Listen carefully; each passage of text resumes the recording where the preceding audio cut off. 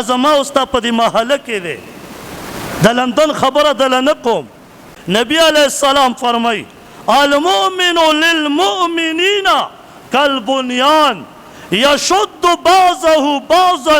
ثم شبک بین اصابعه نبی علیه السلام فرمایي چې مؤمن د بل مؤمن د پاره یو بنیاد دی لکه څنګه چې یو خښته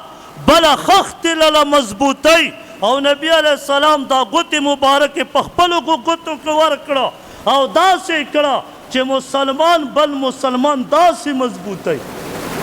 نن مسلمان بل مسلمان مضبوطی نن خو ما او تا په کور کې جګړې کوو نن خو ما او تا دې پورې راغلی یو چې دوه مسلمانان په یو جماعت کې به مونځ کوي یو به د بل سره ورانه شي جماعت به پرېږدي بل جماعت ته به ځي د یو کس د وجې نه به جماعت پرېږدي